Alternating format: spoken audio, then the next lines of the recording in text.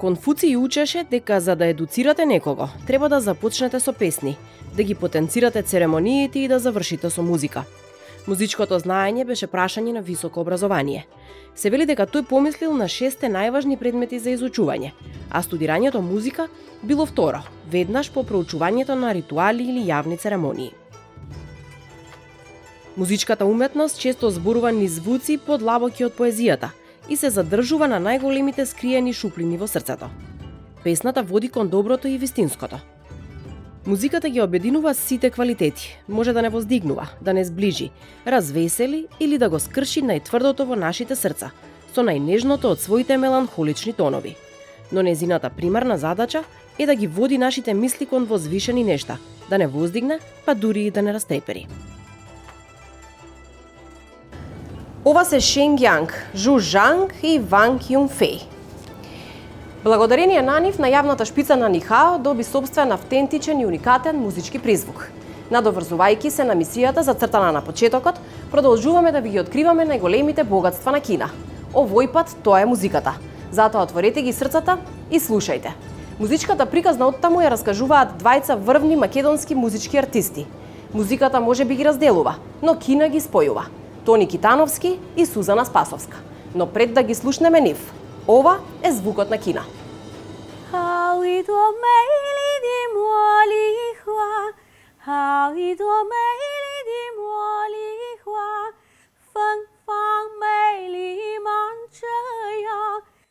Бисерното грло на Македонија, славеот на македонската естрада, амбасадорот на македонската народна песна, се синонимите за Сузана Спасовска.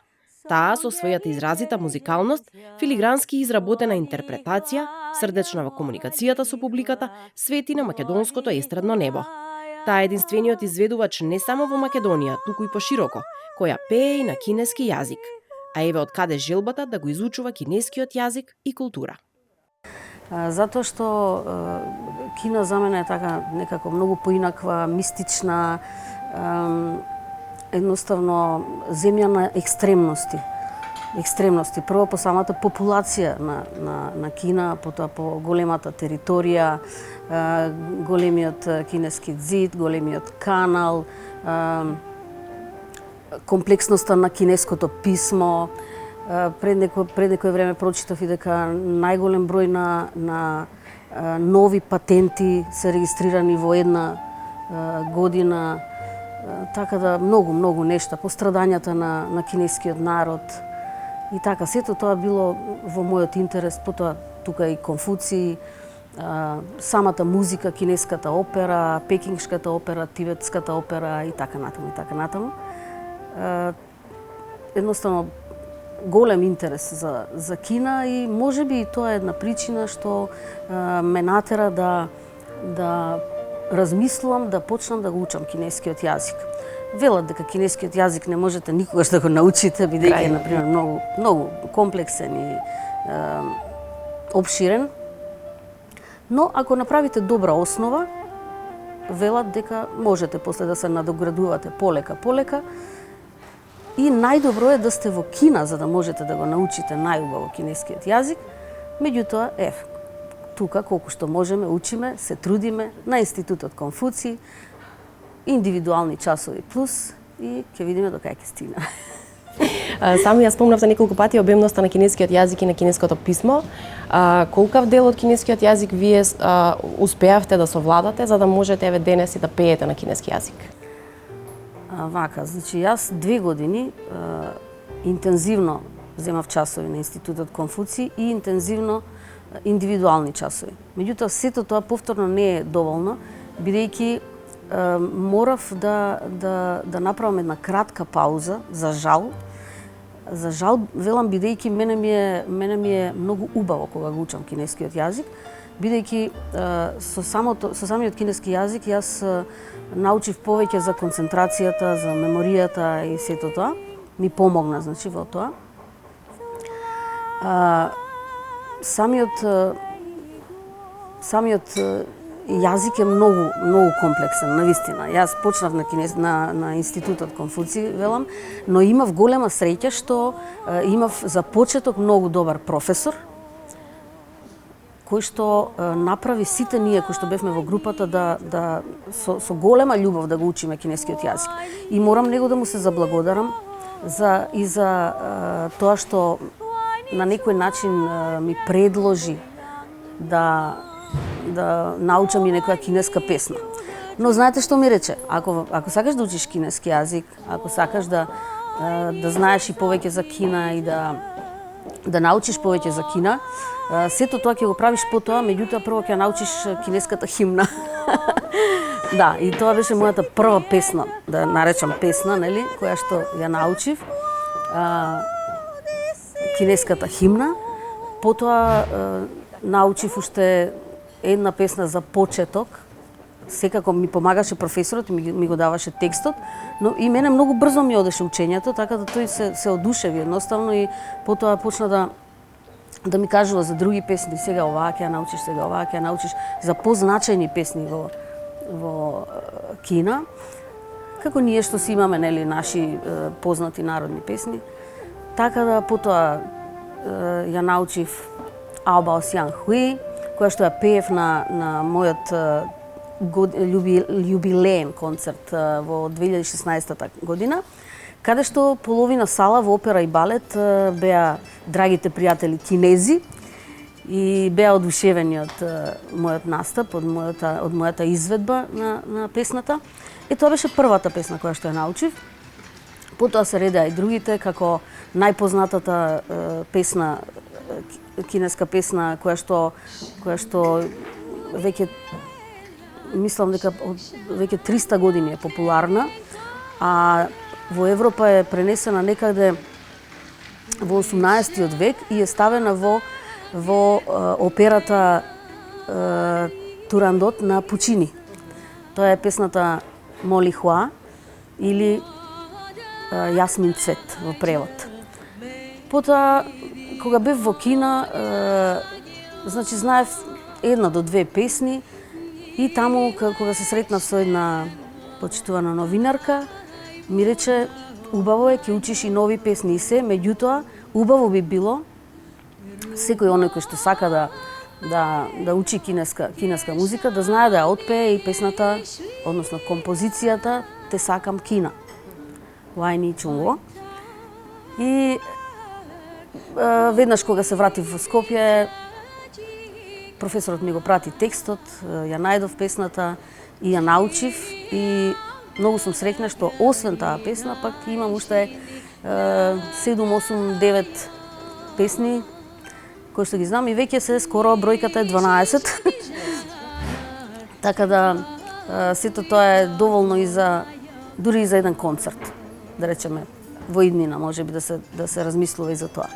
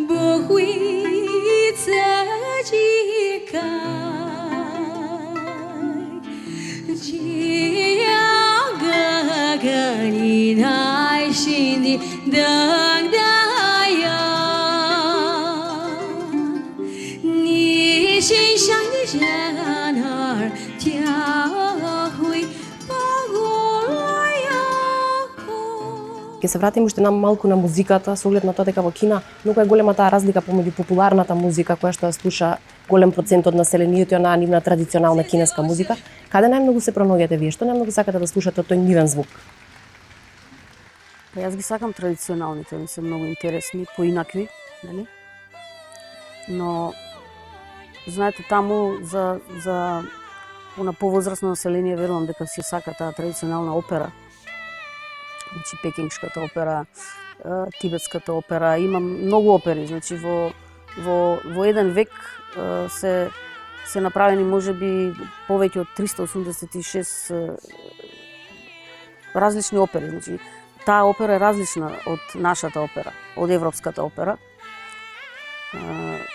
Бидејќи во нивната опера има, како да кажам, има акробации, има боречки вештини, поезија, жонглирање, мислам, многу интересни елементи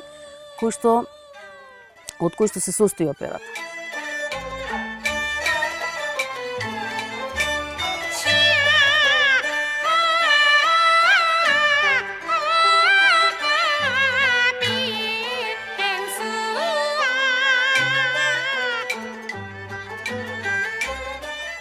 Колку од нивните верувања или суеверија прифативте? Гледам дека денес сте облечени во црвено, дали верувате дека ви носи среќа црвената боја?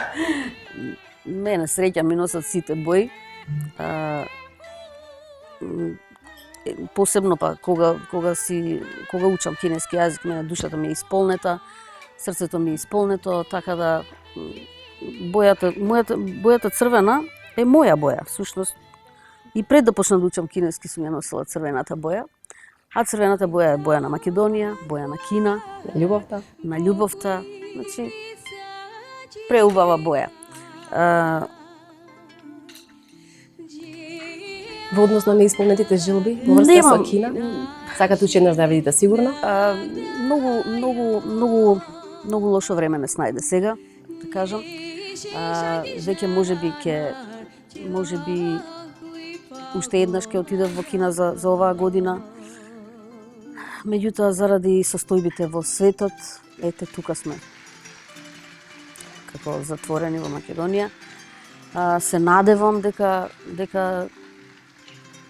се ќе биде добро, ќе има мир и ќе помине сето ова зло.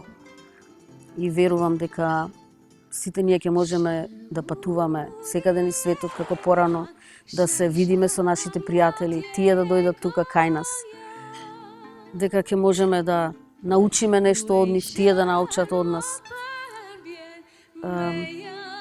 Голема желба ми е да отидам во Кина, но не на кратко, како што досега сум била. Значи сум била на по неколку денови, меѓутоа сакам да отидам на малку подолг период, бидејќи Кина е толку голема што не можете вие се да видите во кратко време, ниту да го почувствувате сета таа убавина за кратко време. Значи, мојата голема желба е да отидам на малку подолго време. Дали ќе се оствари, ќе видиме, само Господ знае. Инаку се надевам и ќе кажам на кинески во силан јој итјен во кај шуо да хн люли.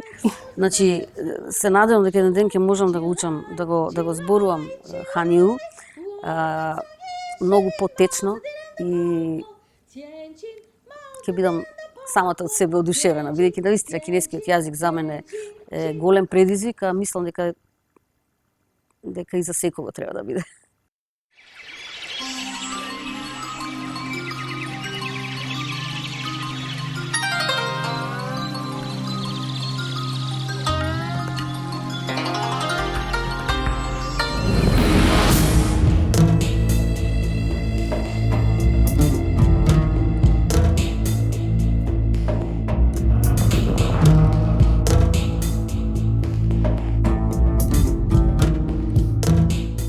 Тони Китановски е посветен едукатор и промотор на македонскиот џез во светот. Истовремено Китановски е и декан на Факултетот за музичка уметност при Универзитетот Гоце Делчев во Штип. Господине Китановски, кинеската музика, впрочем како и целата кинеска култура, е еден многу голем колаж. Од една страна имаме кинеската традиционална музика, која што може да биде многу мирна и спокојна, од друга страна имаме оваа поновата поп музика, која што очигледно не е останала имуна на влијанието на Западот. Како вие, како еден истакнат џез музичар, тука некаде наоѓате инспирација за да почнете да работите со нив? Па некако се случи да отидов во Кина пред 3 години прв пат. Некоја едукативна соработка по мојата работа како представник на Музичката академија на Универзитетот во Штип. И прв пат отидов во Кина. Прво што се случи, разговарав, не навистина разговарав, бидејќи оној не знаева англиски, ја не знаев кинески, меѓу луѓето од музиколошкиот департмент, Жејан конзерваториумот во градот Ханџо. Меѓутоа ми дадоа купишта книги нивни со ноти и со CD. И слушнав музика, некој звук што не сум го слушнал никогаш во живот.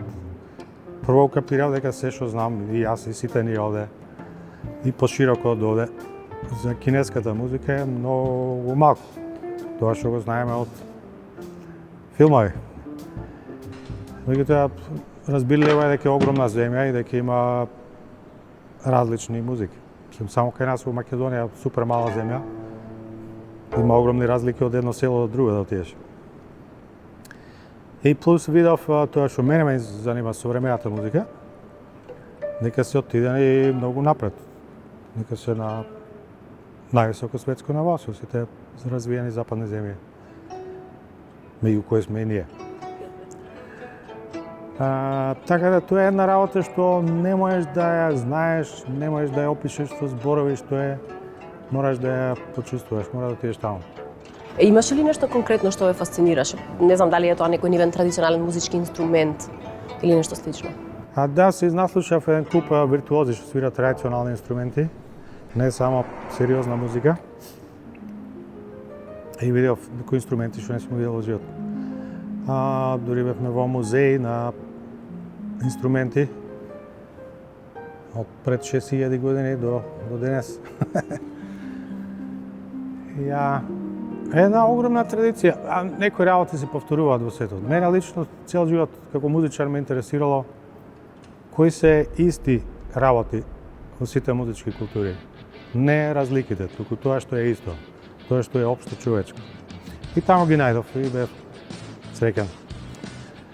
Таа страна најмногу ме интересираше. Меѓутоа, ова друго што го открив, неверојатни мелодии, неверојатни ритмови, никој што не знае дека постојат. Многу необични од тоа што знам во Африка, Бразил, Македонија. Саме се интересиравте и мене, што е она што го најдовте слично, што е исто со останатата музика од светот? Па, наједноставно, неочигледно прво со око што може да се види е колку да изгледат екзотични тие инструменти. Имаш накои исти групи. Што ги каме сполучно мембромофони, што се удиралки тапани глава со кожа. Имаш купишта такви. Уште поголем куп е гонгови од камен, од метал, од све. И можеш да правиш многу сериозна музика со нив. Најголем тапан што знаме е тајко од Јапонија. Дури еднаш и работев со еден тајко мастер во Америка. Меѓутоа овде видов нешто огромно што не сум ни замислил. Како куќа голем тапан. И што прекрасен звук. Не знам од кое животно нашла толкова кожа само. Ама така некои работи, значи тоа го има во сите култури од целиот свет. Дувачки инструменти, жичени инструменти ги има сите.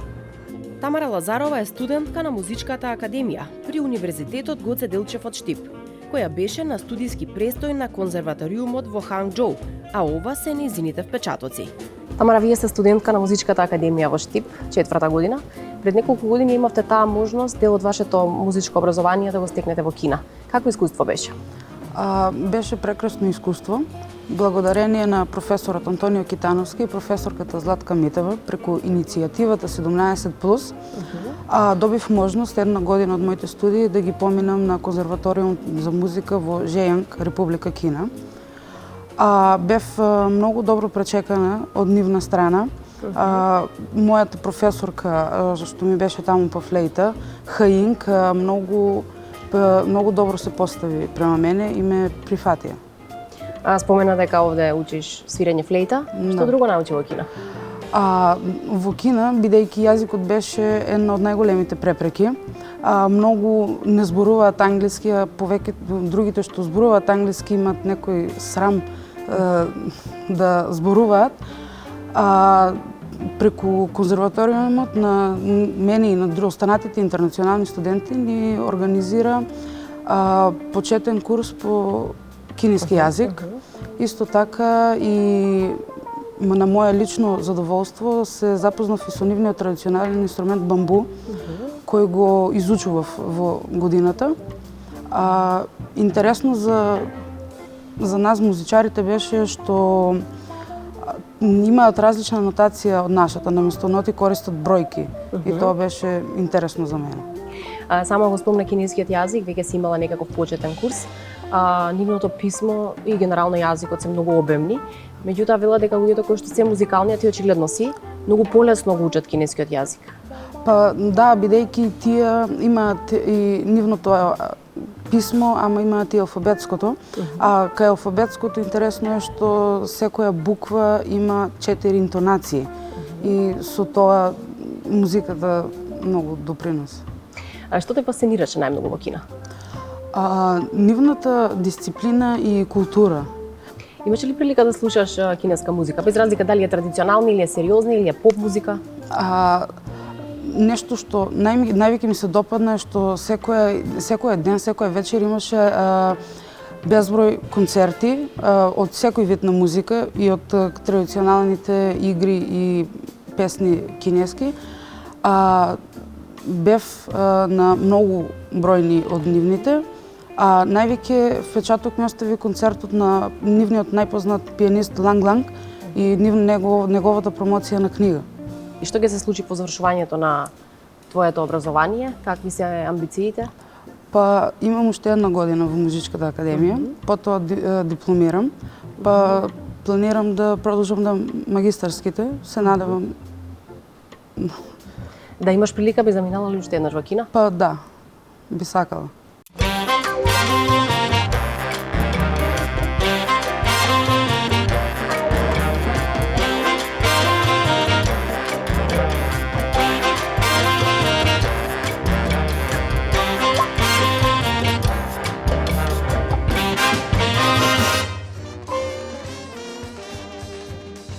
Поново еве сега, ја ќе треба тамо исто да ме заволе да им помогнам да направат джез програма. Имат на ниво на средно образование, на академско ниво немат. И сега од сите джезери од цел свет решиле и јас сум тој. Зашто не знам. Ние знаеме, затоа што тој не само што е извонреден композитор, инструменталист, автор на симфониски дела, музика за филм, театар, перформанс и современ танц, тој е извонреден страствен професор по джез гитара и композиција на Музичката академија во Штип. Значи, тука се собрани екипа за кои што врвни музичари кои што да ги однесеш каде било на планетата и во Њујорк да ги ставиш да предават джез, ќе бидат врвни и тамо. Толку се добри. И квалитетот на програмата и на тоа што се изучува кај нас е многу повисоко од добар дел од оноа што се случува во Европа, дури и во многу развиени земји. И тоа се гледа. Многу ретко излегуваат, меѓутоа излегуваат, да немаше ни еден ке речев нешто правиме погрешно. Извонредни млади музичари. Сега добар дел од нив се не се многу сериозни за музика, да го кажем. Ама пак им давам простор, не сме некоја академија која што нешто старт бара рейтинг од нив. Бидејќи за дојде еден млад човек или жена да се запише на джез, каде ќе учи претходно, каде ќе се спрема за тој джез. Буквално, каде во Струмица, каде во Радовиш, кај ќе учи джез. Нема ништо. Значи, кога доаѓа само со желба. И ги пријаме сите. Тие што се апсолутно нула, кажуваме од старт дека се апсолутно нула и дека ќе треба многу да вложат труд. И кога фино ќе му обясниш на некого, и кога ќе види дека посветуваш грижа и му даваш шанса, сите тоа го разбираат и после навистина вложуваат труд. Искрено, најчесто ми се случувало со некои апсолутно нула, ги рекаме. Или кандидати што никој не иска да ги зема. Вика, никако овој да не го приме, ќе се измлачиме и оние. Викам, дај ги кај мене, ако ќе направам вако муавет, сите ме разбират и после испаѓат на вистина добри. Така да нешто надополнуваме недостаток на средства и морам да кажам вработување со страст. И таа страст се пренесува и на студентите, бидејќи студентите ако видат дека тебе не ти е гајде, нема зашто и нив да им биде гајде. Знаеш зашто зборувам, сите сме биле студенти, че професорот мора да те инспирира. Ако не ти јазнаш зашто си се запишал, он треба да ти даде патогас или барем да направи све да ти помогне да го најдеш. Така да сум сосема задоволен од високото образование во Македонија, што не се до музиката.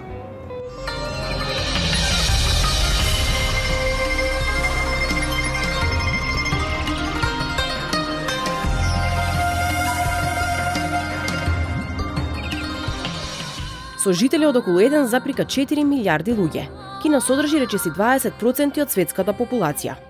Популарната музика во Кина била создадена во 90-тите години на минатиот век под името шидаику и представува мешавина од народна кинеска музика и американски џез, а најголемото влијание го имал Бак Клейтон. Најпознат музичар или татко на оваа музика во Кина е Ли Ин Хуи.